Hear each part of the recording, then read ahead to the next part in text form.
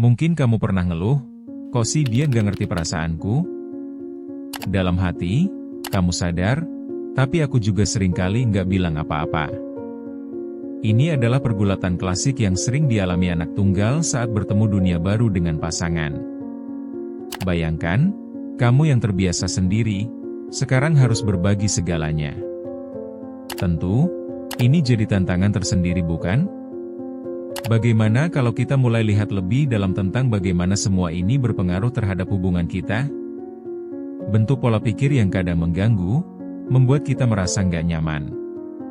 Saatnya mempelajari langkah-langkah awal yang bisa membantu kita beradaptasi dan menjaga hubungan tetap harmonis. Mengapa perasaan ini penting untuk diatasi? Agar kita bisa saling memahami lebih baik dan menciptakan ruang yang nyaman untuk bertumbuh bersama. Pertama, salah satu tantangan terbesar bagi anak tunggal adalah mengubah pola pikir yang egois menjadi lebih welas asih.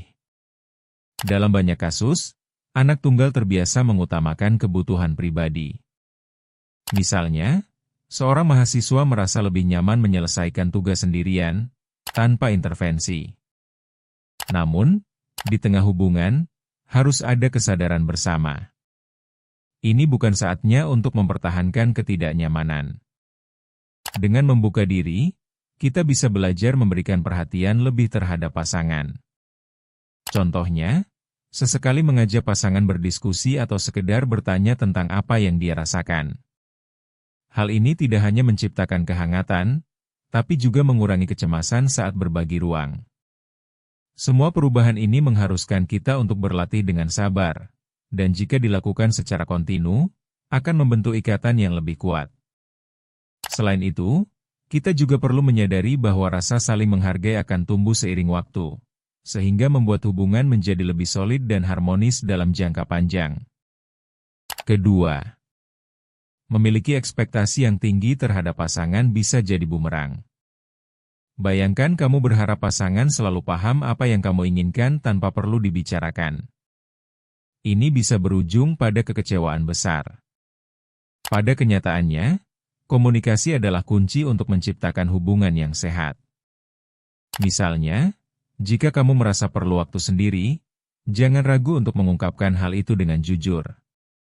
Dengan berani mengatur harapan berdasarkan realita, kita mulai membangun komunikasi yang lebih terbuka dan saling pengertian. Penting untuk secara rutin membicarakan harapan dan realita dengan penuh kejujuran. Seiring waktunya, pasangan akan mulai mengerti apa yang diperlukan oleh masing-masing. Disinilah jembatan saling memahami dibangun, yang dapat memperkuat ikatan kalian. Tentu saja, mungkin perlu waktu dan beberapa kali percakapan, tapi lambat laun, harapan dan kenyataan akan sejalan, menciptakan hubungan yang stabil dan penuh kasih. Ketiga, sering merasa terjebak dalam rutinitas tanpa arah? Ini mungkin salah satu konflik batin yang dihadapi anak tunggal. Dalam hubungan, kadang kamu merasa bingung akan kemana hubungan ini bawa. Terjebak dalam pola kebiasaan sehari-hari tanpa mencoba yang baru bisa membuat hubungan terasa monoton dan membosankan. Mencoba merencanakan kegiatan baru bersama dapat membantu. Misalnya, sesekali pergi ke tempat yang berbeda saat kencan, atau mencoba hobi baru bersama. Mengambil langkah keluar dari zona nyaman akan memberikan kesempatan bagi kalian untuk saling mengenal lebih dalam.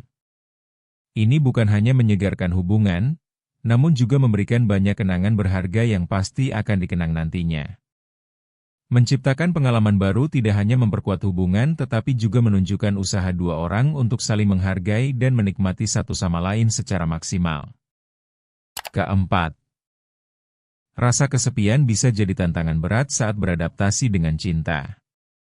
Anak tunggal sering merasa kesepian bahkan di tengah keramaian pasangan.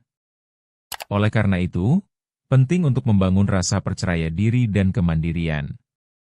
Alih-alih mengandalkan pasangan untuk memenuhi rasa kesepian, kembangkan minat pribadi yang membuatmu merasa lebih lengkap sebagai individu. Pentingnya juga untuk tetap memiliki kegiatan yang membuat diri sendiri merasa utuh, seperti menggeluti hobi atau membangun kebiasaan positif. Dengan memiliki kegiatan pribadi, kita tidak hanya menjadi lebih kuat, tetapi juga dapat menciptakan ruang yang positif di mana pasangan bisa saling menghargai satu sama lain.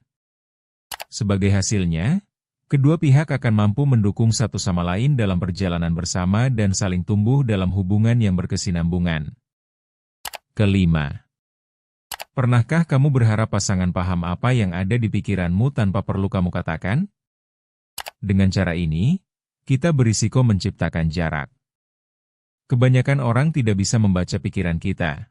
Oleh karena itu, komunikasi terbuka sangat penting dalam menjalin hubungan yang sehat. Penting untuk berbicara tentang apa yang kamu butuhkan dan harapkan dari pasangan. Dengan menjelaskan perasaanmu, pasangan bisa lebih memahami sudut pandangmu dengan lebih baik. Jika diperlukan, ajak dia berdiskusi tentang hal-hal yang sensitif dengan sikap lembut dan pengertian. Dengan terbiasa untuk berkomunikasi secara terbuka, akan muncul saling pengertian yang lebih dalam antara kalian.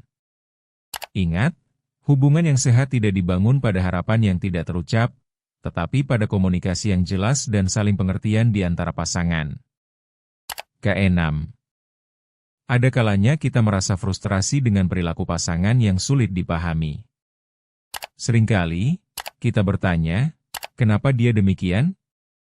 Disinilah pentingnya untuk melihat situasi tersebut dari sudut pandang yang berbeda. Cobalah untuk berpikir lebih dalam tentang apa yang bisa jadi latar belakang dari sikap pasangan. Mungkin ada situasi, pengalaman, atau latar belakang yang tidak kamu kenali yang mempengaruhi sikapnya. Dengan melakukan introspeksi seperti ini, kita bisa belajar untuk tidak cepat menghakimi dan lebih terbuka terhadap pasangan. Mendengarkan tanpa menginterupsi adalah bagian penting dalam proses pemahaman ini. Ketika kita bersedia untuk memahami pasangan, kita sebenarnya membuka jalan untuk interaksi yang lebih konstruktif dan pengertian yang lebih dalam hubungan. Ketujuh, cemburu adalah perasaan alami yang sering muncul dalam hubungan, terutama bagi anak tunggal. Namun, kita seringkali mengabaikan dampak dari perasaan ini terhadap hubungan jangka panjang. Alih-alih membiarkan perasaan itu tumbuh tanpa pengawasan, sebaiknya hadapi secara terbuka. Diskusikan apa yang membuat kita merasa cemburu dan alasan di balik emosi tersebut. Dengan cara ini, pasangan bisa lebih memahami alasan di balik perasaan kita dan berusaha mengatasi bersama. Cemburu yang dibiarkan hanya akan membesar dan menjadi masalah yang lebih mempengaruhi dinamika hubungan di masa depan. Dengan berbagi pikiran dan perasaan, kita menciptakan ruang terbuka untuk dialog yang lebih sehat, yang dapat mengarah pada hubungan yang lebih kuat dan saling mendukung satu sama lain. Itu dia 7 konflik batin anak tunggal saat belajar berbagi ruang dengan pasangan. Jangan lupa untuk subscribe Ruang Tumbuh, agar kita bisa terus belajar bersama. Bertumbuh itu proses, bukan lomba.